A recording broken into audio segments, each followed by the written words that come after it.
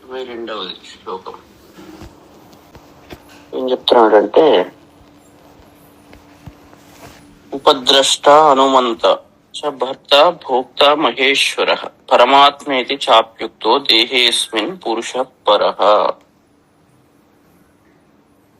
అంటే అస్మిన్ దేహే, ఈ దేహంలో ఆ పరమాత్మ తత్వం గురించి చెప్తున్నాడు. అస్మిన్ దేహే పరపురుష, ఈ పరమ పురుషుడు ఉపద్రష్ట, అతని క్వాలిటీస్ ఎట్లా ఉంటాయి? తను ఉపద్రష్ట. ఉపద్రష్ట అంటే యజ్ఞంలో యజ్ఞ విద్యా కుశల, యజ్ఞం చేయడంలో ఎక్స్పర్ట్, కానీ ఏం చేయకుండా అందరినీ అబ్జర్వ్ చేస్తుంటాడు. అతన్ని ఉపద్రష్ట అంటారు. ఈ ఋత్విక్కులు, యజమానులు వాళ్ళు ఇలా చేస్తున్నారు, వాళ్ళ గుణదోషాలు ఏమిటి అని అతను చూస్తూ ఉంటాడు. అతన్ని ఉపద్రష్ట అంటారు. అంటే సాక్షిభూతంగా ఉండి అన్ని చూసేవాడు అని అన్నట్టు. ఇక్కడ ఈ దేహంలో కూడా ఆ పరమాత్మ అదే విధంగా ఉపద్రష్ట, సాక్షిగా ఉంటూ అన్ని చూస్తూ ఉంటాడు.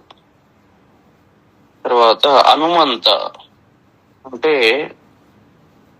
దాన్ని అనుమోదించడం, అంటే సంతోషం వ్యక్తం చేయడం, అన్నిటిని చూసుకుంటూ దాన్ని ఆనందించేవాడు అన్నట్టు హనుమంత. తర్వాత భర్త, అన్నిటిని పోషించేవాడు, ఎందుకంటే అతను లేకుండా మిగిలినవేవి ఉండవు కాబట్టి అన్నిటిని పోషించేవాడు. తర్వాత భోక్త, ఈ అన్నిటిని అనుభవించేవాడు.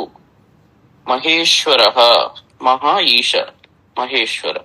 ఈశ్వర, గొప్ప ఈశ్వరుడు, అన్నిటిని కంట్రోల్ చేసేవాడు. పరమ ఆత్మ, గొప్ప ఆత్మ, మొత్తం వ్యాపించి ఉండేవాడు అని ఉక్త అని చెప్పబడ్డాడు. అంటే ఈ దేహంలో ఉన్న ఆ క్షేత్రజ్ఞుడు ఎవరైతే ఉన్నారో ఆ క్షేత్రజ్ఞుడు ఉపద్రష్ట, హనుమంత, భర్త, భోక్త, మహేశ్వర, పరమాత్మ అని ఈ విధంగా చెప్పబడుతున్నాడు. ఎన్నో విధాలుగా చెప్పబడుతున్నాడు అని ఏంటంటున్నాడు. అతని క్వాలిటీస్, లక్షణాలు అంటారు, ఆత్మ యొక్క లక్షణాలు. ఏవం వేత్తి పురుషం ప్రకృతించ గుణైః సహ సర్వథా వర్తమానోపి నస భూయో అభిజాయతే. ఈ పురుషతత్వం, ప్రకృతి తత్వం గురించి చెప్పాడు. ప్రకృతి గుణాలు, త్రిగుణాలతో, తర్వాత పంచభూతాలతో కలిసి 8 విధాలుగా ఆ ప్రకృతి తత్వాలు చెప్పి, అదే విధంగా పురుష లక్షణాలు కూడా చెప్పాడు. పురుషుడు ఎట్లా ఉంటాడు, క్షేత్రజ్ఞుడు ఎలా ఉంటాడు, క్షేత్రం ఎలా ఉంటది. క్షేత్రము అంటే ప్రకృతి, క్షేత్రజ్ఞుడు అంటే పురుషుడు. ఈ విధంగా పురుషం గుణైచ సహ, ఈ పురుషతత్వాన్ని అంటే క్షేత్రజ్ఞుణ్ణి, గుణై సహ, గుణాలతో కూడిన ప్రకృతిని విడదీసుకోవాలి. పురుషుణ్ణి అంటే క్షేత్రజ్ఞుణ్ణి, గుణై సహ ప్రకృతిని, గుణాలతో కూడిన ప్రకృతిని, త్రిగుణాలు సత్వ రజస్తమో గుణాలు, వీటితో కూడిన ఈ ప్రకృతి తత్వాన్ని యహ ఏవం వేత్తి, ఎవరైతే ఈ విధంగా తెలుసుకుంటాడో, సహ సర్వథా వర్తమానాపి, అతను అన్ని విధాలుగా వర్తమానాపి అంటే ప్రవర్తిస్తున్నా కూడా, ఈ గుణాలను ఆశ్రయించి ప్రకృతి గురించి మొత్తం చెప్పాడు. 24 అశుద్ధ తత్వాలు.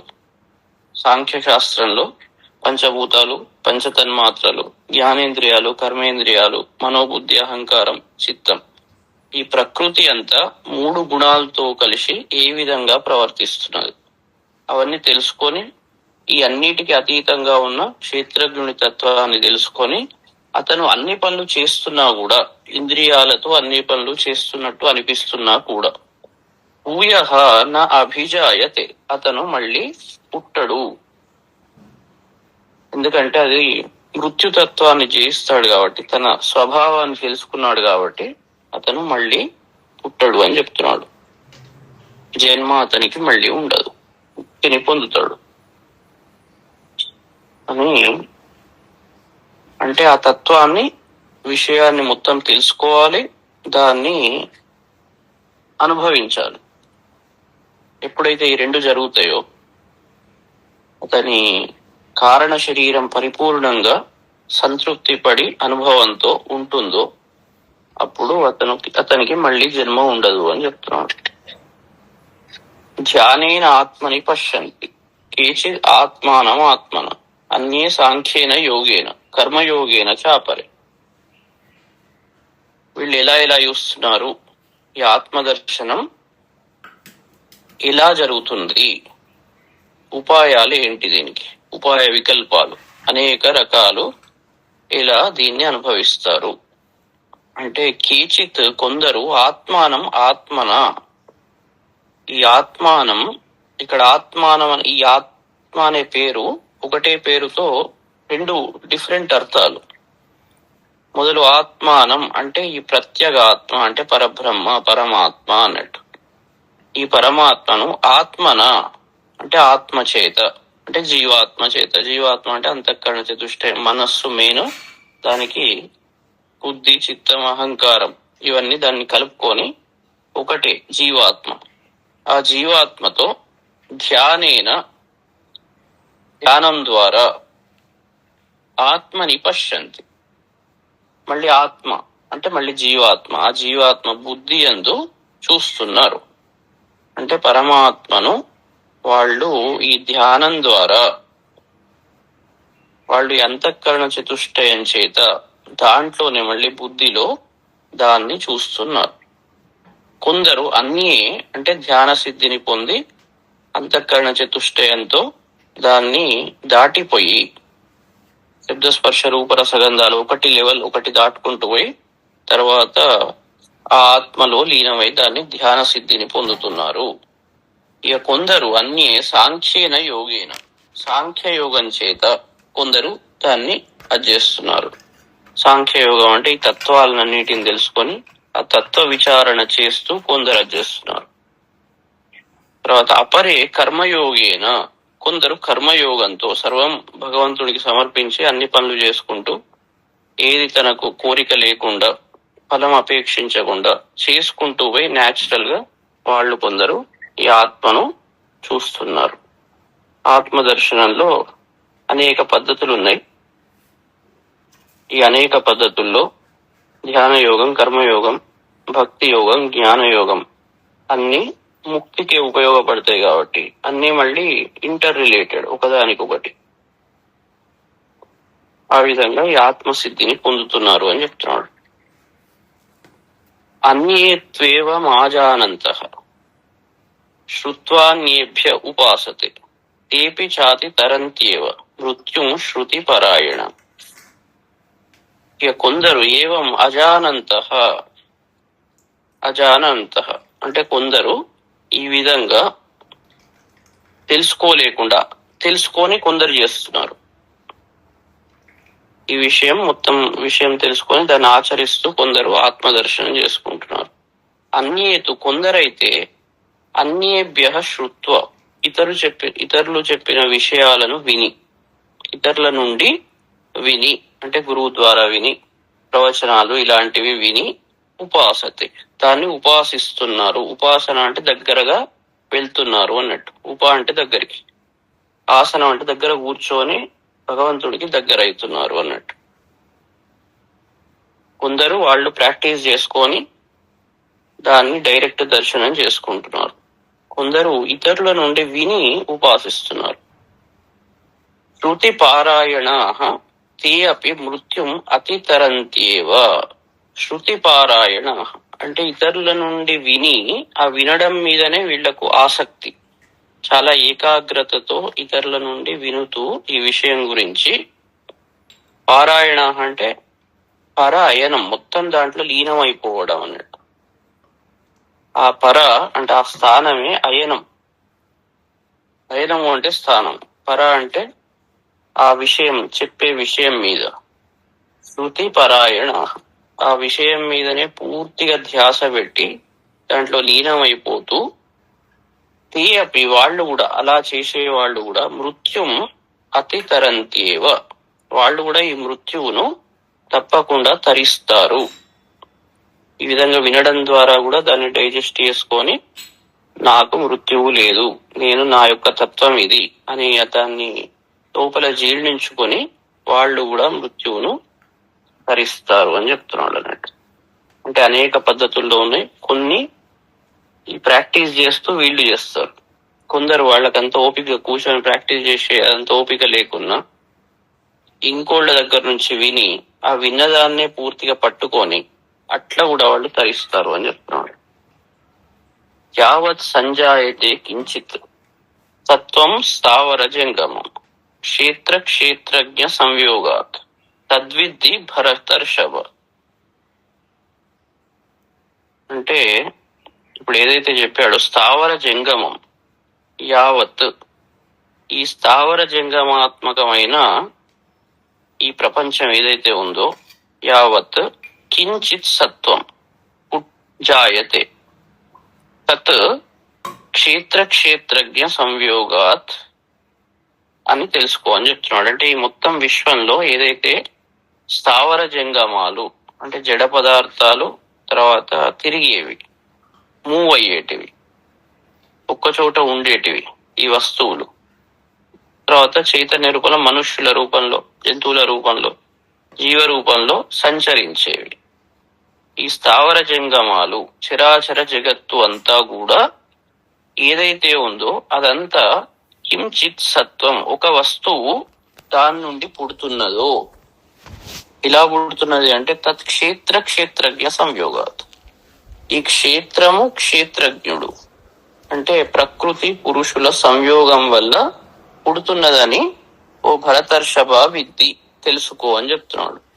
అంటే మొత్తం చరాచర జగత్తు అంతా కూడా ప్రకృతి పురుషుల సంయోగం వల్ల పుడుతున్నది.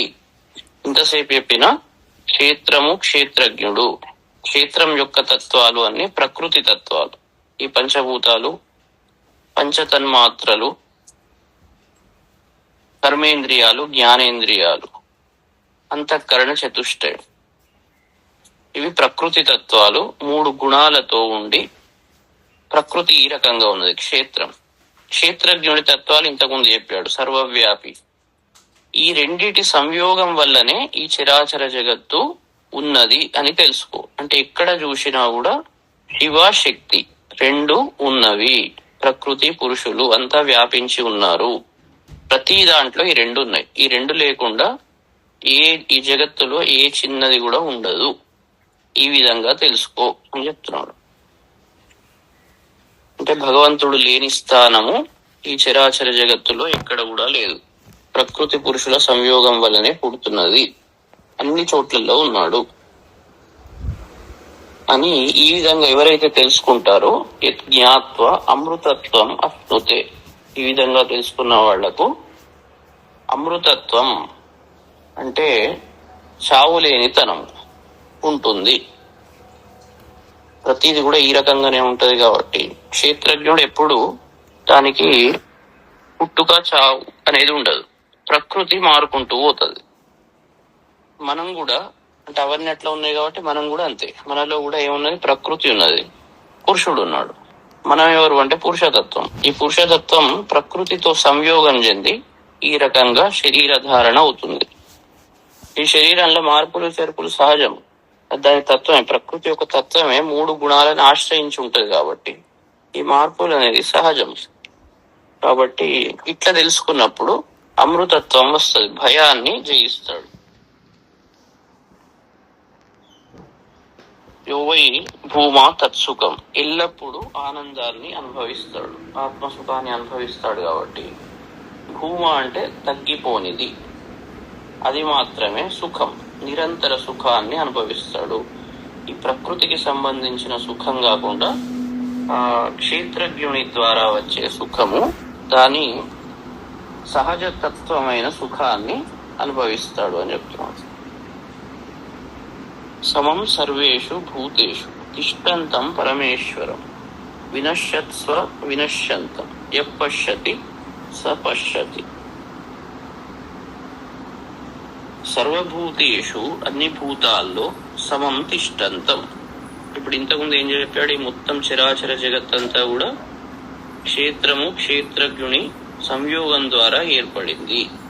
కాబట్టి సమస్త భూతేషు, అన్ని భూతాల్లో సమం తిష్టంతం, సమంగా ఉంటున్న వినశ్యత్సు అంటే ఈ ప్రకృతి దేహాదులు ఏవైతే ఉంటున్నాయో అవి నశిస్తూ ఉంటున్నాయి. వినశ్యతి వినశ్యత్సు అవి నశిస్తూ ఉండగా అన్నట్టు సతీ సప్తమి.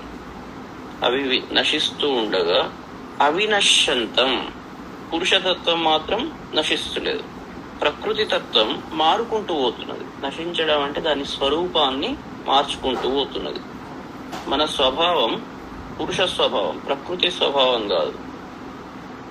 అన్నిట్లలో సమంగా ఉంటూ ఈ దేహాదులు పోతూ ఉండగా అవినశ్యంతం నశించని పరమేశ్వరం, ఆ పరమేశ్వరుడు ఆ పురుషుడు ఎవరైతే ఉన్నారో అతన్ని యహ పశ్యతి, అతన్ని ఎవరైతే చూస్తారో, అతన్ని ఎవరైతే తెలుసుకుంటారో, అతని నేనని ఎవరైతే అనుకుంటారో స పశ్యతి వాడే నిజమైన దృష్టి కలవాడు అని చెప్తున్నాడు.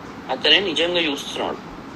ఎవరైతే అతను పోయినాడు, అతను పోవడం అంటే ఏం పోయినాడు అంటే శరీరం పోయింది. అతను పోవడం అంటే అందుకే లాస్ట్కి ఏంది మౌన వ్యాఖ్య ప్రకటిత పరబ్రహ్మతత్వం యువానం అని. మామూలుగా ఏది మాట్లాడినదంటే ఏదో అజ్ఞానం ఉంటుంది లౌకికం లెవెల్లో. మనం ఏమనుకుంటాం, మనం చాలా ఇంటెలిజెంట్ అనుకుంటాం, కానీ ప్రతి మాటలో అజ్ఞానమే ఆవరించి ఉంటుంది. వేదాంత దృష్టితో జ్ఞాన దృష్టితో చూస్తే ఇక్కడ ఎవరైతే ఈ రకంగా నేను అనే భావన, ఆ పురుషుడు అతను నశించడం అంటూ ఉండదు. ఈ ప్రకృతి నశిస్తూ ఉంటది, ప్రకృతిలో మార్పులు వస్తూ ఉంటాయి, అది దాని స్వభావం.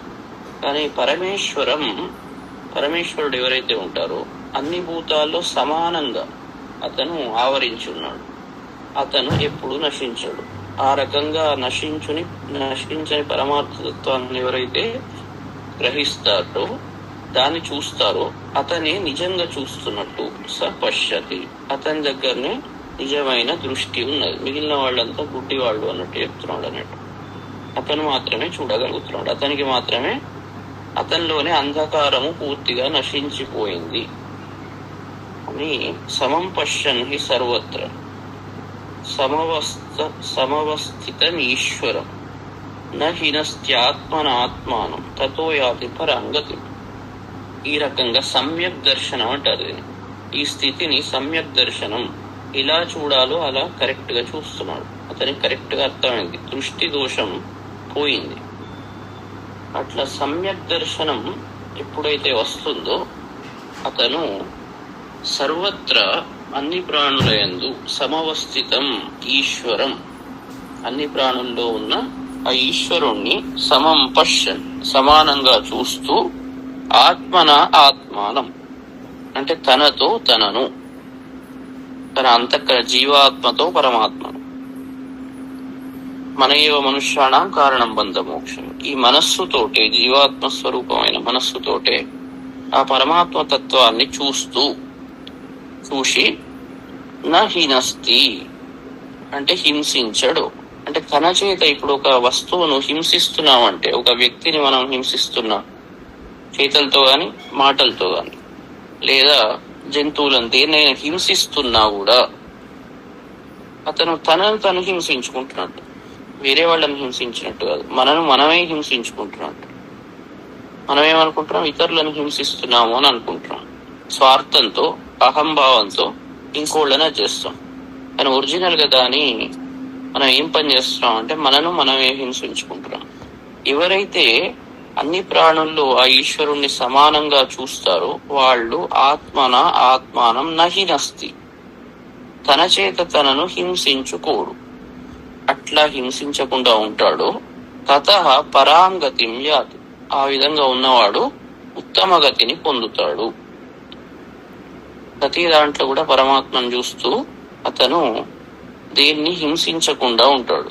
అది మాటల చేత గాని, తర్వాత చేతల చేత గాని, ఏ రకంగా కూడా అప్పుడు అతనుకు వేరే ఈ అరిషడ్ వర్గాలు ఏవి రావు,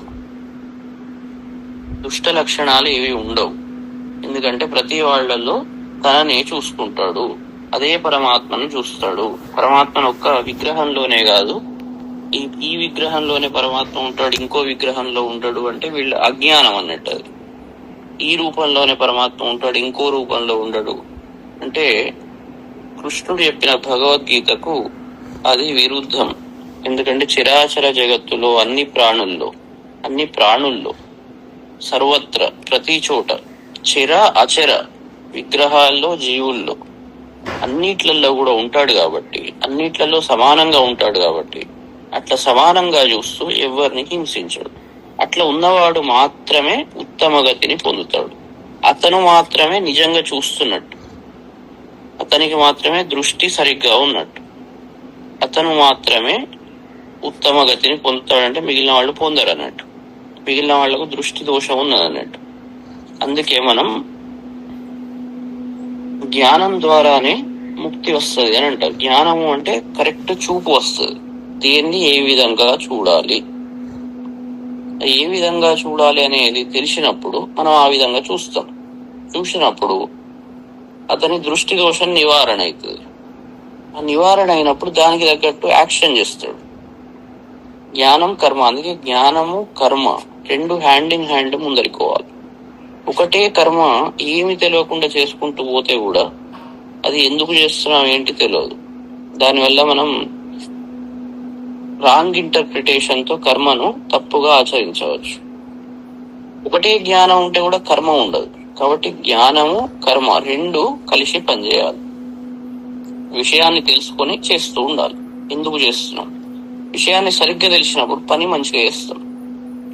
ఇక్కడ అదే విషయం చూస్తున్నాడు, ఫస్ట్ మంచిగా చూస్తున్నాడు. జ్ఞానం ద్వారా అతనికి దృష్టి సరిగ్గా అయింది. ఇప్పుడు దృష్టి సరిగ్గా అయినప్పుడు అతను చేసే పని ఎవరిని హింసించకుండా ప్రేమతో ప్రపంచం అంతా ఈశ్వరుడు ఉన్నాడని అందరినీ, ఆ తనలో ఏదైతే ఈశ్వరుడు ఉన్నాడో అందరిలో అదే ఈశ్వరుడు ఉన్నాడు. ఇంతకుముందు రుద్రం చదివాం. ఆ రుద్రంలో మొత్తం అర్థాలు అవే. ప్రతి వాళ్లలో అదే ఈశ్వరతత్వం ఉన్నది. అట్లా ఉన్నప్పుడు ఈ ప్రపంచం అంతా ఒకటే కుటుంబం అనే భావన వస్తుంది. వసుదైక కుటుంబకం. ఆ భావన వచ్చినప్పుడు అప్పుడు మీరు ఎవరిని మోసం చేయరు. ఇంకోళ్ళని మోసం చేస్తున్నారంటే మిమ్మల్ని మీరు మోసం చేసుకుంటున్నట్టు. ఎవరిని హింసించరు. మిమ్మల్ని మీరు ఎవరిది వాళ్ళు ఎవరైనా హింసించుకుంటారా? ఈ భావన, ఈ జ్ఞానం వచ్చినప్పుడు, సరి అయిన దృష్టి వచ్చినప్పుడు అతను ఈ పనులు చేయడు. అట్లా చేస్తున్నాడంటే ఆ దృష్టి లేదు, అజ్ఞానంలో ఉన్నాడనంటే, ఇగ్నోరెన్స్. ఎవరైతే దాన్ని, ఆ అజ్ఞానాన్ని సెట్ చేసుకొని ఆ అంధకారం నుంచి ప్రకాశం వైపు పోతారో అలాంటి వాడు మాత్రమే అలాంటి పనులు చేస్తాడు. అందుకే సత్యం వద ధర్మం చెర. ఈ సత్యతత్వాన్ని తెలుసుకోవాలి. సత్యం జ్ఞానం అనంతం బ్రహ్మతత్వాన్ని తెలుసుకున్నప్పుడు సత్య దర్శనం, సమ్యక్ దర్శనం అవుతుంది. సమ్యక్ దర్శనం అయినప్పుడు చేసే పనులన్నీ దానికి తగ్గట్టే చేస్తాం. ధర్మం చెర. ధర్మం అంటే ఏంటి అంటే ఈ పద్ధతిలో ఇప్పుడు ఏదైతే ఈ జ్ఞానం వల్ల అతను తెలుసుకుంటాడో దానికి తగ్గట్టుగా ప్రవర్తించడమే ధర్మం. అతను అప్పుడు ఎవరిని హింసించడు. అతను మాత్రమే ఉత్తమ గతిని చేరుకుంటాడు అని చెప్తున్నాడు. ప్రకృత్యైవచ కర్మాణి క్రియమాణాని సర్వశః యపశ్యతి తదాత్మానం అకర్తారం సపశ్యతి. అంటే ప్రకృత్యైవేతి సర్వశః అన్ని వైపుల కూడా కర్మాణి ప్రకృత్యైవ. ఈ కర్మలన్నీ ఏవైతే కర్మలు జరుగుతున్నావో అవన్నీ ప్రకృత్యైవ, ఈ ప్రకృతి చేతనే క్రియమాణ అని. ప్రకృతే అన్ని పనులు చేస్తున్నది. ఎందుకంటే మొత్తం విశ్వం అంతా రెండే విషయాలు ఉన్నాయి, ప్రకృతి, పురుషుడు, శివశక్తి. అవి తప్ప ఏదీ లేదు. శివశక్తి అంటే మళ్ళీ విష్ణువు లేడా అంటే విష్ణువు, శివుడు అన్ని ఒకటే. ప్రకృతి, పురుషుడు. ఇక సింపుల్ గా చెప్పాలంటే దాన్ని మనం ఎట్లనన్నా తీసుకోవచ్చు, ఏ పేర్లన్నా పెట్టుండే. ఈ ప్రకృతి పురుషులు మొత్తం ఆవరించి ఉన్నారు. వీళ్ళ సంయోగంతో సృష్టి పుట్టింది. కాబట్టి జరిగే అన్ని కర్మలు చుట్టూ ఏదైతే జరుగుతున్నాయో అన్ని కర్మలు కూడా ఈ ప్రకృతే చేస్తున్నది. ప్రకృతి చేతనే క్రియమాణాని ఇవన్నీ కర్మలు చేయబడుతున్నాయి అని ఎవరైతే చూస్తారో, అంటే పురుషుడు ఫిక్స్డ్, అతను ఏం చేయడు, దేనికి అంటి పెట్టుకోడు. పురుషతత్వము ఏ పని చేయదు, ఈ ప్రకృతి తత్వమే అన్ని చేస్తుంది అని ఎవరైతే చూస్తారో, యపశ్యతి తత ఆత్మానం అకర్తారం, ఈ పరమాత్మ ఏదైతే ఉన్నదో అది కర్త దేనికి కాదు, అకర్తారం అని ఎవరైతే చూస్తారో అతను సపశ్యతి, అతను మాత్రమే సరిగ్గా చూస్తున్నాడు. ఆత్మ ఏదైతే ఉంటుందో అది ఏ పని చేయదు, అకర్తారం. నేను ఇది చేస్తున్నా అని అహంభావానికి పోతే అది అజ్ఞానం అని, మూర్ఖత్వం. ఎందుకంటే నేను అనే భావన ఇప్పుడు ఇది చేయదు, ఒరిజినల్ నేను. మరి ఎవరు చేస్తారు? ప్రకృతి తన పనులు తను న్యాచురల్ గా చేసుకుంటూ పోతుంది. అంటే ఈ స్థితిలో జరగాల్సినవన్నీ జరుపుకుంటే వెళ్ళిపోతాయి. మనం స్పెషల్ గా ఏమీ యాక్షన్ చేయాల్సిన అవసరం ఉండదు. కానీ ఆ స్థితి రావాలంటే, న్యాచురల్ గా రావాలంటే ప్రయత్నం మొదలు చేయాలి. ఎందుకంటే మనకు కంట్రోల్ ఉండదు. ఆ లెవెల్ కు రావడానికి డ్రైవింగ్ ప్రాక్టీస్ చేయాలి. కారు దానంతట అదే చేతులు కాళ్ళు దేని పని ఏది న్యాచురల్ గా చేసుకుంటూ పోయే స్థితి రావాలంటే ఫస్ట్ ప్రాక్టీస్ చేసుకోవాలి. ఫస్ట్ గేర్ ఇక్కడ ఉన్నది, ఇది ఇక్కడ ఉన్నది అన్ని తెలుసుకొని దృష్టి ఫోకస్ చేసుకుంటూ చేయాలి. ఆ డ్రైవింగ్ మొత్తం క్లాసెస్ అన్ని అయిపోయినాక అప్పుడు ఏమవుతుందంటే సహజంగానే వెళ్ళిపోతుంటాయి. చేతులు ఏది ఎట్లా పోవాలి అనేది అది న్యాచురల్ గా జరిగిపోతుంది. ముందర ఏది వస్తుంది వీడు మాట్లాడుకుంటూ ఏది అంటే ఆ సహజ సిద్ధంగా పనులు జరుగుతూ ఉంటాయి అన్నట్టు. ఎక్స్పర్ట్ చేసే పనులు, ఇప్పుడు టైపింగ్ నేర్చుకునేటప్పుడు ఫస్ట్ లో ఏదికి ఎక్కడ ఉన్నది జాగ్రత్తగా చూసుకుంటూ ఒక్కొక్కటి చేస్తాం. ఒక టైం ఎట్లా వస్తుంది, ఏది చెప్తుంటే చేతులు టకటక వెళ్ళిపోతుంటాయి. మీరు ఫోకస్ చేయాల్సిన అవసరం ఉండదు. ఫోకస్ అంటే స్పెషల్ గా ఈకి ఇక్కడ కొడుతున్నానా ఇదంతా చూడరు మీరు. టక వెళ్ళిపోతుంది. అది ప్రకృతి దాని పని చేసుకుంటూ పోతుంది.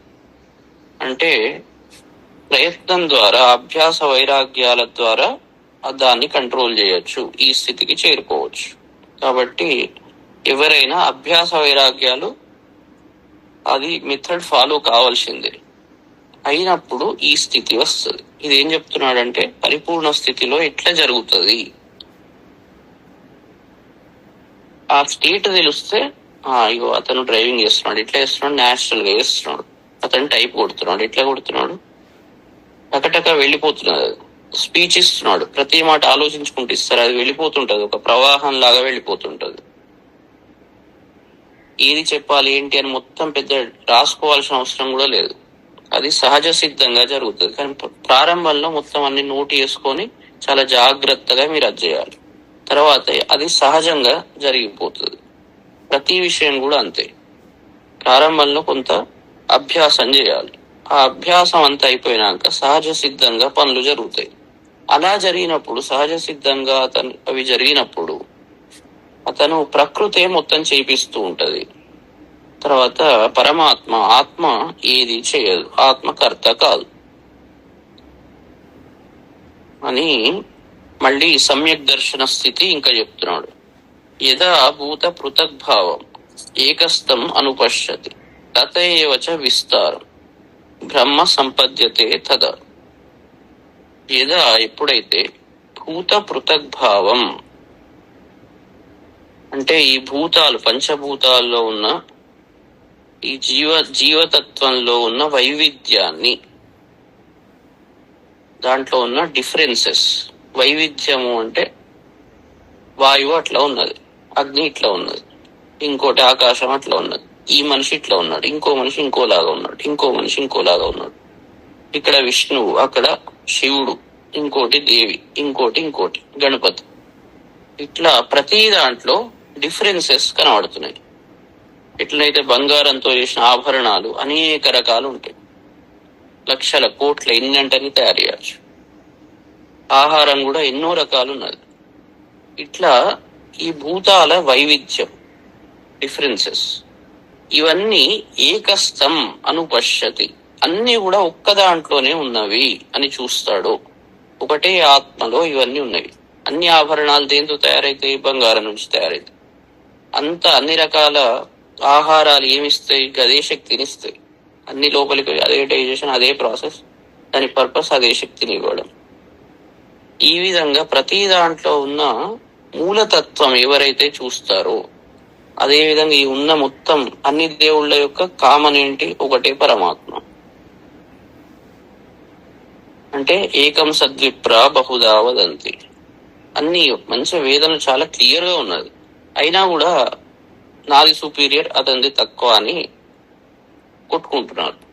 ఎందుకంటే ఈ తత్వం అర్థం కాకుండా అహంభావంతో, ఆ మోహంతో నేను చేసేదే కరెక్ట్ అనే మదం, ఆ మదము తర్వాత దాని మీద మోహం, ఇంకోళ్ళు చేసేది రుచించదు. అప్పుడు జ్ఞానం వచ్చినప్పుడు రెండు ఇట్లలో ఉన్న కామన్ తత్వం అర్థం చేసుకుంటాం.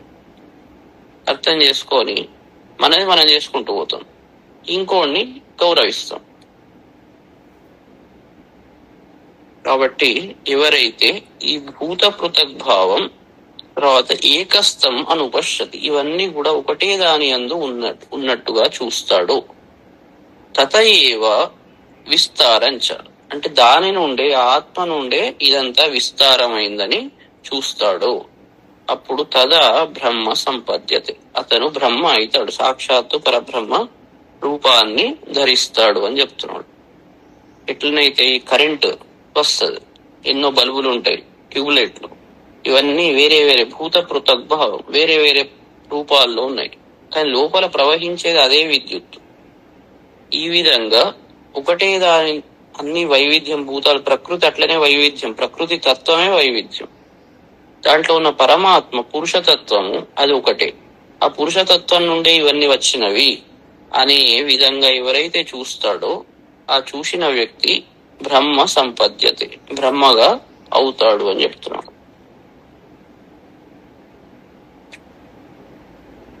అనాదిత్వాత్ నిర్గుణత్వాత్ పరమాత్మ అయం అవ్యయ శరీరస్థోపి కౌంతేయ నకరోతి నలిప్యతే.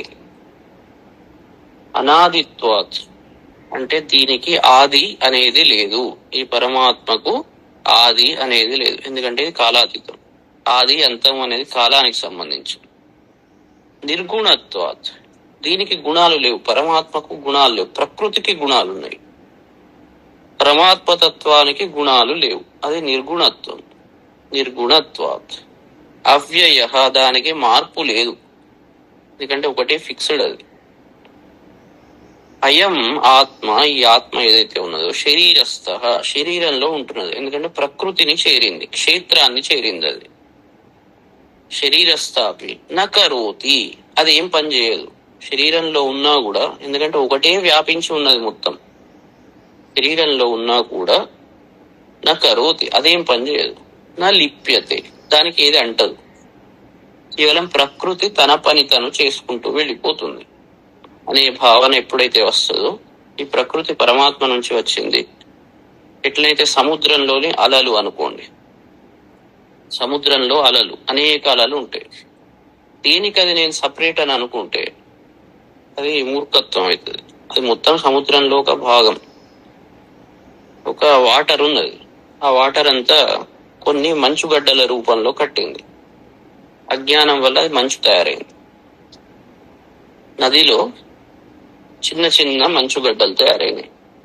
ఎప్పుడైతే జ్ఞానము అనే అగ్ని దాన్ని టచ్ చేస్తుందో అంతసేపు మంచి ఏమనుకుంటుంది, నేను సపరేట్ గడ్డ అనుకుంటుంది. అనుకొని అది సపరేట్ గా మిగిలిన వాటిని దూరంగా సపరేట్ గా చూస్తూ ఉంటుంది. కానీ ఒక్కసారి జ్ఞానం అనే అగ్ని దానికి టచ్ అయిందంటే, అయినప్పుడు ఆ మంచు కరిగిపోతుంది, నీళ్లలాగా మొత్తం నదిలో కలిసిపోతుంది. కలిసిపోయి నేను సపరేట్ కాదు, ఈ మొత్తం విశ్వంలో భాగమే, పార్ట్ అండ్ పార్సల్ అని తెలుసుకుంటుంది. ఇలా అనేక ఉదాహరణలు ఉపనిషత్తుల్లో చెప్పారు. నేను సపరేట్ అనే భావన వీళ్ళకి ఎవరికైనా వస్తుంటే అది కేవలం అజ్ఞానం ద్వారా వస్తుంది. కాబట్టి మన తత్వము అది కాదు అని అతను ఆ పనికి అంటుకోడు. యథా సర్వగతం సౌక్ష్మ్యాత్ ఆకాశం నోపలిప్యతే సర్వత్రావస్థితో దేహే తదాత్మా నోపలిప్యతే. సర్వగతం, ఈ అంతటా ఉన్న ఆకాశం, ఈ ఆకాశము సౌక్ష్మ్యాత్ యథా నౌపలిప్యతే, ఆకాశం మొత్తం ఆవరించి ఉన్నది. ఎగ్జాంపుల్స్ చెప్తున్నాడు. ఇట్లనే ప్రకృతిలో అనేక ఎగ్జాంపుల్స్ ఉన్నాయి, అన్ని కూడా ప్రకృతి పెద్ద గురువు. మనకన్నీ చూపెడుతున్నది, దాన్ని మనం సరిగ్గా చూడట్లేదు. సూర్యుడు ప్రకాశిస్తున్నాడు, మనం కళ్ళు మూసుకుంటే కనబడడు, అది ప్రకాశిస్తలేడు అనుకుంటాం. ఒరిజినల్ గా ప్రకాశిస్తున్నాడు. సూర్యుడు అందరికీ సమానంగా కాంతిస్తున్నాడు. ధనవంతుడికి సపరేట్, దరిద్రుడికి సపరేట్ గా ఇస్తలేడు, అందరినీ సమానంగా ఇస్తున్నాడు. అట్లనే అందరిలో వ్యాపించిన ఆత్మ సమానంగా ఉంటది, అది ఏం చేయదు. మనం సరిగ్గా తెలుసుకుంటలేదు, కళ్ళు మూసుకుంటున్నాం. అట్లనే ఈ ఎగ్జాంపుల్ ఇంకోటి ఏం చెప్తున్నాడు, సర్వగతం ఆకాశం సౌక్ష్మ్యాత్ యత న ఉపలిప్యతే. అంతటా ఆవరించి ఉన్న ఆకాశం ఎట్లనైతే సూక్ష్మత్వం వల్ల నా ఉపలిప్యతే, దేనికి అంటుకోదో, అదే విధంగా దేహే సర్వత్ర అవస్థిత, ఈ దేహాల్లో ఉన్న సర్వత్ర దేహే, అన్ని దేహాల్లో ఉన్న ఆత్మ నా ఉపలిప్యతే, అది అంటుకోదు, అది దేనికి అంటుకోదు. కేవలం ప్రకృతి తన పనులు తను చేసుకుంటూ పోతుంది. మనం క్షేత్రజ్ఞుడు అని అనుకోవాలి కానీ క్షేత్రము అని అనుకుంటున్నాం. అనుకొని ఏం చేస్తున్నాం అంటే దీనికి అటాచ్ అయిపోయి ఈ బాధలన్నీ పడుతున్నాం.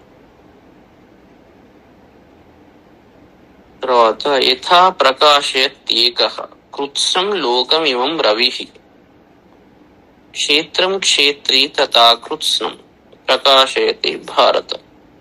ఓ అర్జున, ఏకః రవిః, ఒకడే సూర్యుడు, యథా కృత్స్నం, ఏ విధంగానైతే కృత్స్నం లోకం, ఈ సమస్తమైన లోకాన్ని ప్రకాశయతి, ప్రకాశింపజేస్తున్నాడు, తథా క్షేత్రి, అదే విధంగా ఒకడే సూర్యుడు మొత్తం విశ్వాన్ని, లోకాన్ని అంతా ప్రకాశింపజేస్తున్నాడు. అదే విధంగా క్షేత్రి అంటే క్షేత్రంలో ఉన్నవాడు క్షేత్రి, క్షేత్రం కలిగిన పరమాత్మ అంటే క్షేత్రజ్ఞుడు ఎవరైతే ఉన్నారో అతను కృత్స్నం క్షేత్రం, ఈ మొత్తం క్షేత్రాన్ని, అతను క్షేత్రి, ఇది క్షేత్రం, ఆ క్షేత్రి ఈ క్షేత్రాన్ని ప్రకాశయతి, అదే విధంగా ప్రకాశింపజేస్తున్నాడు. సూర్యుడు లోకాన్ని ఇట్లా ప్రకాశింపజేస్తున్నాడు. సూర్యుడు ఎక్కడ ఉన్నాడు? లోకంలో ఉన్నాడు. ఈ లోకము క్షేత్రం, అతను క్షేత్రి, అతను ఈ లోకాన్ని ప్రకాశింపజేస్తున్నాడు. అదే విధంగా అన్ని జీవాల్లో ఉన్న పరమాత్మ ఈ క్షేత్రాలను అదే విధంగా ప్రకాశింపజేస్తున్నాడు. ఈ విధంగా తెలుసుకోవాలి అని చెప్పి, క్షేత్ర క్షేత్రజ్ఞయోర్ ఏవం అంతరం జ్ఞాన చక్షుష భూత ప్రకృతి మోక్షంచ ఏ విదుర్ యాంతి తే పరం. ఏ ఏవం, ఎవరైతే ఈ విధంగా క్షేత్ర క్షేత్రజ్ఞయో అంతరం, ఈ క్షేత్ర క్షేత్రజ్ఞుల అంతరాన్ని, ఈ రెండింటి మధ్య ఉన్న డిఫరెన్సెస్ సరిగ్గా తెలుసుకుంటారు, ఆ భేదాన్ని భూత ప్రకృతి మోక్షంచ, ఈ భూతాల ప్రకృతి మోక్షం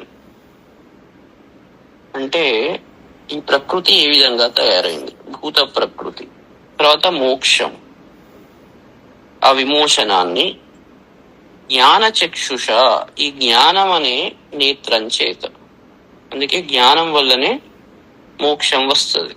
కర్మ వల్ల శుద్ధి జరుగుతుంది, జ్ఞానం వల్ల ముక్తి వస్తుంది. కర్మ వల్ల మనస్సు శుద్ధి జరుగుతుంది, లేకుంటే ఆలోచనలు కంట్రోల్లో ఉండవు. కర్మ చేసుకుంటూ పోయినప్పుడు ఆ మనస్సు శుద్ధి పొంది, ఆ శుద్ధ స్థితిలో ఉన్న మనస్సు మాత్రమే జ్ఞానం పొందడానికి అర్హత సాధిస్తుంది. మనస్సు శుద్ధి లేకుంటే, ప్లేటు మంచిగా లేకుంటే దాంట్లో అన్నం పెడితే ఏమవుతుంది? ఆ పెట్టే అన్నం కూడా ఖరాబ్ అయిపోతుంది. కాబట్టి మనస్సు అనేది ఒక ప్లేట్ అనుకోండి, దాని మొదలు చాలా క్లీన్ గా ఉంచుకోవాలి. ఉంచుకున్నప్పుడు అప్పుడు దాంట్లో మనం పెట్టే జ్ఞానం సరిగ్గా నిలుస్తుంది, రుచిస్తుంది. అయితే ఎవరైతే ఈ విషయాలన్నిటినీ జ్ఞానచక్షువుతో విదుహు తెలుసుకుంటారో ఏ పరం యాంతి, అతను పరమాత్మను పొందుతారు. బ్రహ్మవిద్ బ్రహ్మ ఇవ భవతి. అందుకే ఎతో వాచో, ఇది మాటల్లో తెలుసుకోలేది కాదు.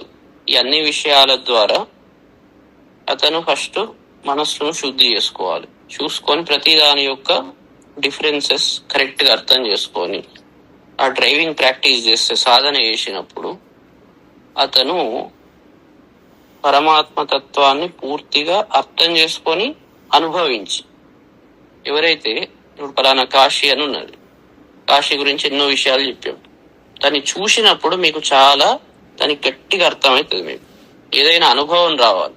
అనుభవం రానంత వరకు విన్న విషయాలు అది గట్టిగా నిలువవు. నిలువ అంటే అనుభవాన్ని తెచ్చుకోవాలి. అంటే చెప్పింది పరిపూర్ణంగా లోపలికి తీసుకున్నప్పుడు అనుభవం వస్తుంది.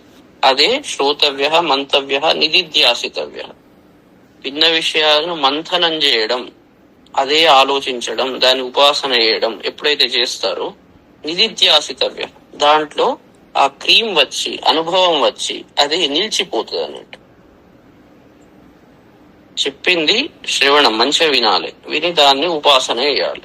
చేసినప్పుడు ఆ మంథనం ద్వారా జ్ఞానం బయటికి వస్తుంది. బయటికి వచ్చి మీలో నిలిచిపోతుంది అది. ఇక్కడ కూడా అదే అనుభవం అన్నట్టు. ఒకటో మామూలుగా వినడం, ఆ విన్నాక దాన్ని మంథనం చేయడం, అదే ఉపాసన. చేసినప్పుడు జ్ఞానం అనేది అనుభవపూర్వకంగా వస్తుంది. అట్లెవరైతే తెలుసుకుంటారో జ్ఞాన చక్షుష విదుహు ఈ తత్వాన్ని, వాళ్ళు పరమాత్మను పొందుతున్నారు అని చెప్తున్నాడు అన్నట్టు. ఇక్కడికి 13 అయిపోయినాయి. అంటే క్షేత్రజ్ఞుల సంబంధం, శివశక్తి తత్వం, గురు శిష్యుల సంబంధం, అన్ని బేసికల్ ఏది ఉన్నా కూడా ఆ జంటలో జ్ఞాతృ జ్ఞేయ రూపం, భక్తుడు భగవంతుడు, మధ్యలో భక్తి.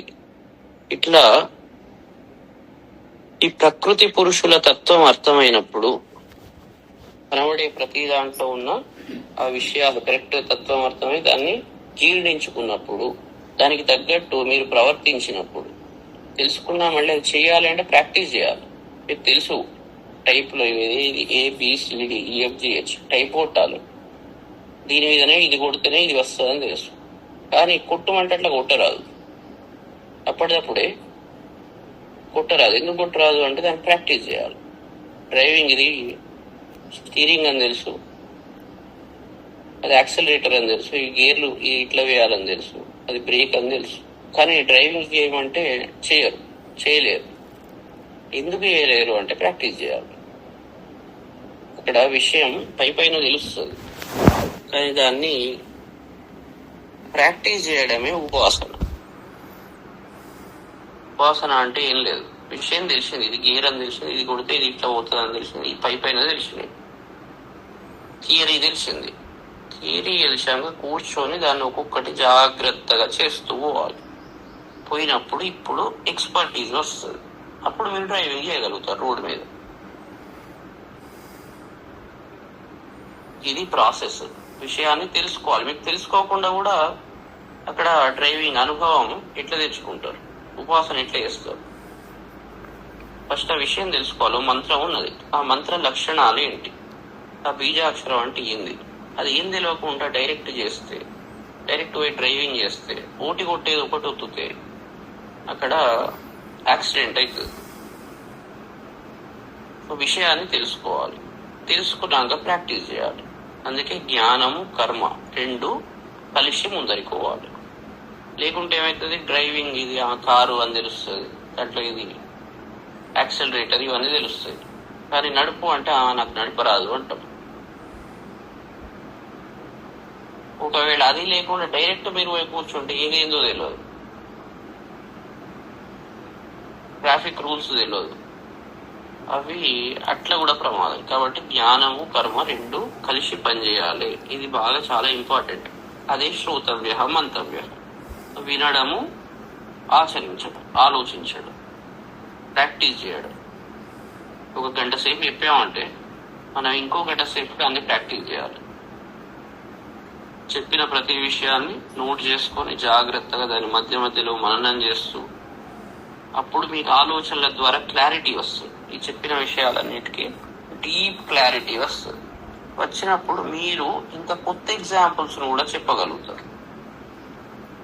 నేను 5 ఎగ్జాంపుల్స్ చెప్తే మీరు దాన్ని 50 ఎగ్జాంపుల్స్ తయారు చేస్తారు. ఎందుకంటే ప్రతిదాన్ని అబ్జర్వ్ చేస్తుంటారు. ఇది చెప్పింది ఎప్పుడైతే మీకు డైజెస్ట్ అవుతుందో అబ్జర్వ్ చేసి కొత్త కొత్తవి తయారు చేస్తారు. మనకు ఇంటర్మీడియట్లో ఇష్టాంత్ బుక్ టీచర్ ఏం చెప్తాడో 10 లెక్కలు చెప్తాడు. ఆ 10 లెక్కలను చూసి వీడు 100 లెక్కలు చేస్తాడు. చేసినప్పుడు కొత్తగా ఏదైనా ఇచ్చిన ఎగ్జామ్లో దాన్ని సాల్వ్ చేయగలుగుతాడు. ఫస్ట్ టీచర్ చెప్పిందే ఫస్ట్ సరిగ్గా చేయకుంటే ఇక వేరేవి ఇక్కడ ప్రాక్టీస్. కాబట్టి అందరూ కలిస్తేనే ఏదైనా గురు శిష్యులు కూడా ఇద్దరు హ్యాండ్ ఇన్ హ్యాండ్ వర్క్ చేసినప్పుడు మాత్రమే సక్సెస్ అనేది వస్తుంది. ఇద్దరు ప్రాక్టీస్ చేయాలి. ఇతను చెప్పడం అతను ఆచరించాడు, అప్పుడు అవుట్పుట్ అనేది వస్తుంది. సో విన్నది ప్రతిదీ కూడా దాన్ని ప్రాక్టీస్ చేయాలి. కనీసం ఈ నోట్స్ చెప్పేటప్పుడు నోట్స్ రాసుకొని దాని తర్వాత దాని మధ్యలో చూస్తూ ఉండాలి. తర్వాత ఈ ఆలోచనలు కరెక్ట్గా ఇప్పుడు ప్రకృతి అంటున్నా చూసేది ప్రతి దాంట్లో ఇప్పుడు మీ దృష్టికోణం వేరేలాగా ఉంటుంది. ఇంతసేపు ఏది మామూలు జీవితం, పొద్దున్న లేచామా అయిపోయిందా పని, ఏదో చేసుకుంటూ వెళ్ళామా. ఇప్పుడు ఏంటి అంటే దృష్టికోణం మారుతుంది. ఈ చెప్పింది ఏంటి అసలు దీంట్లో అని ఆలోచన మొదలవుతుంది. ఈ ఆలోచన చేయంగా క్లారిటీ వస్తుంది. ఆ క్లారిటీ వచ్చినప్పుడు ఇప్పుడు మీకు తత్వదర్శనం జరుగుతుంది. అదే రియలైజేషన్. అంటే లోపల ఉన్న అజ్ఞానమే ఎగిరిపోతుంది. మీరేందో మీరు తెలుసుకోగలుగుతారు. మేఘాలు దూరం అవుతాయి, సూర్యుడు ప్రకాశం అవుతాడు. అది అయినప్పుడు అంటే ఇది లేనిది కాదు, ఉన్నది లోపల లేనిది తెచ్చిపెట్టడం కాదు, మీలో ఉన్న శక్తి. కానీ సరిగ్గా చూడకపోవడం వల్ల అది కనబడట్లేదు. అందుకే గురువు ఇచ్చేది ఏంటి అంటే కేవలం అద్దం ఇచ్చి మనం చూసుకునేలాగా చేస్తాడు. అది ఇలా ఇన్ని ఎగ్జాంపుల్స్ ఎందుకు చెప్తున్నా అంటే ఒకటి కాకుండా ఒకటైనా దానికి కరెక్ట్ గా మనకు టచ్ అవుతుంది. మనం ఎందుకు బాధపడుతున్నాము, ఈ బాధలన్నీ శోకం ఎందుకు వస్తున్నది అంటే మనం తాడుని చూసి పాము అనుకుంటున్నాం, దానివల్ల భయం వస్తుంది, దానివల్లనే చెమటలు పడుతున్నాయి, దానివల్లనే మనం ఉత్సాహం లేకుండా ఉంటున్నాం, దానివల్లనే అన్నీ నిద్ర పట్టకుండా అనవసరమైన విషయాలను ఆలోచిస్తున్నాం, అనవసరమైన వాటి గురించి పరిగెత్తుతున్నాం. సుఖం అనేది ఏదో వస్తేనే సుఖం అని అనుకుంటున్నాం. ఇట్లా జీవన యాత్ర జరుగుతున్నది. అన్నిటికీ అంటి పెట్టుకొని ఉంటున్నాం. అది దూరం అయితే బాధపడుతున్నాం. కొత్తది కావాలని దాని వెనుక పరుగులు తీస్తున్నాం. అది దొరకకుంటే క్రోధం వస్తున్నది. ఇట్లా అన్ని రకాల ట్రాప్లో చిక్కుకున్నాం. ఎందుకు అంటే ఇవన్నీ ఎందుకు జరుగుతున్నాయంటే మనం తొక్కింది అది పాము కాదు తాడు అని తెలుస్తలేదు. జ్ఞానం అంటే ఏం లేదు, అది పాము కాదు బాబు, అది నువ్వు తొక్కింది తాడు. ఎప్పుడైతే అది తెలుస్తుందో ఇవన్నీ ఆగిపోతాయి. ఈ టెన్షన్ ఆగిపోతుంది, ఈ భయం పోతుంది, మనం ప్రాపర్గా పనిచేస్తాం. జ్ఞానం ఇచ్చేది క్లారిటీ, అవగాహన, విషయ అవగాహన. క్షేత్రము క్షేత్రజ్ఞుడు, జీవాత్మ పరమాత్మ, ఈ రెండింటి మధ్య ఉన్న డిఫరెన్సెస్ ఏంటి, వాటి లక్షణాలు ఏంటి, మనం ఏంటి అసలు అని ఎప్పుడైతే మీకు క్లారిటీ వస్తుందో చాలా అద్భుతంగా జీవితం జరుగుతుంది. ఆ క్లారిటీ తెచ్చుకోవాలి. ఈ మొత్తం భగవద్గీత చెప్పేది ఆ క్లారిటీ. ఇక్కడికి మనకు 13వ అధ్యాయం అయిపోయింది. తర్వాత రేపు 14ది మొదలు పెడదాం. చెప్పినవి మంచిగా నోటి చేసుకోండి. ఇది ఎట్లాంటిదంటే ఈ ఎన్నో ఆస్తులు మనం లెక్క పెట్టుకుంటాం, నాకు ఇంత ఉన్నది అంత ఉన్నది. ఈ ఆస్తి మళ్ళీ దొరకదు. అన్నిటికన్నా పెద్ద ఆస్తి. ఎందుకంటే దీని ద్వారా ఆస్తి ఎందుకు కావాలి, అవసరం ఏంటి అంటే సుఖాన్ని ఇచ్చేందు, ఆనందాన్ని ఇచ్చేందు. ఈ ఆస్తి పరమ సుఖాన్ని ఇస్తుంది మనకు. నిరంతరం ఈ జ్ఞానము అన్నిటికన్నా పెద్ద ఆస్తి. రీజన్ ఏంటి అంటే మనకు నిత్య సుఖాన్ని ఇచ్చేది. వేరే ఆస్తులు ఎక్కడో ఒక బిల్డింగ్ ఉన్నది, అప్పుడు నిత్య సుఖం ఇస్తుంది, అక్కడ ఉన్నది అంతే. ఒకడికి పోయినప్పుడు నీకు ఆశ్రయం ఇస్తుంది. కానీ ఇది అట్లా కాదు, నిరంతరం మీతోటే ఉండి మిమ్మల్ని రక్షిస్తూ మీకు ఆనందాన్ని కలిగిస్తూ మీరు చేసే పనులలో పర్ఫెక్షన్ ఉండేలాగా అది హెల్ప్ చేస్తుంది. తర్వాత మృత్యు భయాన్ని పోగొడుతుంది. అట్లాంటి ఆస్తి దాన్ని ఎట్లా రక్షించుకోవాలి? వేరే వాటికి 10,000 పోతున్నాయి అనగానే దీన్ని పక్కకు పెట్టిపోతున్నాం. ఆ 10,000 ఏం బ్యాంకులో పెడతారు, అది మళ్ళీ టైంకు మనకు అవసరమే పడదు. అవసరానికి అది దగ్గరికి రాదు. అది ఎవరైనా పోయినాయి అంటే మళ్ళీ బాధనే కలిగిస్తుంది. కానీ ఇది అట్లా కాదు, ఇది నిరంతరం మీతోటే ఉండి మిమ్మల్ని రక్షిస్తుంది. ఆ ఆస్తి ఎవరికైనా ఇస్తే తరిగిపోతుంది, ఈ ఆస్తి ఇంకోనికి ఇస్తే పెరుగుతుంది. ఇది ఎవరు దొంగిలించలేరు, దాన్ని దొంగిలించే అవకాశం ఉంటుంది. కాబట్టి దీని ఇంపార్టెన్స్ తెలుసుకొని, జ్ఞానం యొక్క ఇంపార్టెన్స్ తెలుసుకొని దానికి అంత ప్రయారిటీ ఇవ్వాలి. వజ్రము మట్టి బిడ్డ రెండింటి మధ్య తేడా తెలియాలి. వజ్రాన్ని ఇగ్నోర్ చేసి మట్టి బిడ్డ పట్టుకొని తిరుగుతా అంటే అది మూర్ఖత్వం అంటారు. కాబట్టి దీని ఇంపార్టెన్స్ ఏంటి, దీని యొక్క లక్షణాలు ఏంటి, దీని వాల్యూ ఏంటి, ఇది మిమ్మల్ని ఎట్లా కాపాడుతుంది, ఇది మీ వెంట ఇలా ఉంటుంది, దాన్ని తెలుసుకొని దానికి అది ఇవ్వాలి. మనం ఏంటంటే ఇంకో డైరెక్షన్లో పోతాం. అది పోకుండా జ్ఞానం యొక్క ఇంపార్టెన్స్ తెలుసుకోవాలి. కాబట్టి దాన్ని మంచిగా ఫోకస్ చేసి హై ప్రయారిటీ ఇవ్వాలి. ఏది శ్రేయస్సు ప్రేయస్సు రెండింటి మధ్య డిఫరెన్స్ తెలుసుకోవాలి. ఏది శ్రేయస్సునిస్తున్నది, ఏది మీతో మిమ్మల్ని పరమస్థితికి పట్టుకపోతున్నది. ఈ ఆస్తి యొక్క వాల్యూ మీకు తెలిసినప్పుడు మిగిలిందంతా తుచ్చంగా చూస్తారు. ఆ వాల్యూ తెలుసుకోలేకపోతున్నాము అంటే ఇక దాన్ని ఎవరు ఏం చేయలేరు. కాబట్టి జ్ఞానం అనే ఆస్తి అన్నిటికన్నా గొప్పది. ఇది 1000 కోట్లు మొత్తం భూమండలం రాసిచ్చిన దీంట్లో అణువు అంతా కూడా సరిపోదు. అందుకే ఆనందవల్లి అని ఉంటుంది, దాంట్లో చెప్తాడు జ్ఞానం యొక్క వాల్యూ. ఒక వ్యక్తికి మొత్తం భూమండలం అంతా ఉన్నా కూడా అతనికి కలిగే సుఖం ఏంటి, బ్రహ్మతత్వాన్ని తెలుసుకున్న వాడికి కలిగే సుఖం ఏంటి, డిఫరెన్సెస్. కాబట్టి దీన్ని హై ఫోకస్ పెట్టాలి. పెట్టకుంటే లక్ష్మీదేవి వచ్చాక నువ్వు అవసరం లేదు అని వెళ్ళగొట్టినట్టు. జ్యేష్ఠాదేవి వచ్చినప్పుడు, అలక్ష్మి వచ్చినప్పుడు ఆమె ఎప్పుడు వస్తుంటది, రెడీగా ఉంటది. లక్ష్మీదేవి అప్పుడప్పుడే వస్తుంది. సో వచ్చిన దాన్ని పోగొట్టుకుంటే అది తర్వాత దీనికి ఇది మనీతో కొనేది కాదు.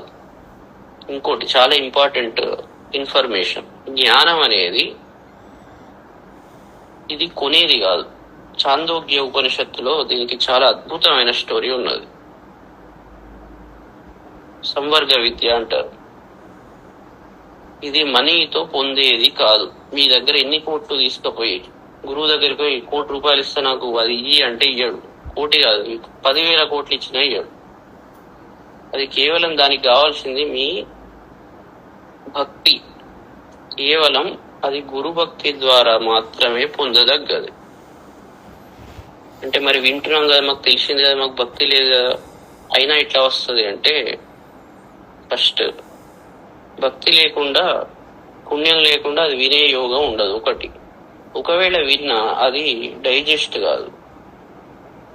డైజెస్ట్ కానంత వరకు అనుభవం రాదు, అనుభవం రానంత వరకు ముక్తి లేదు.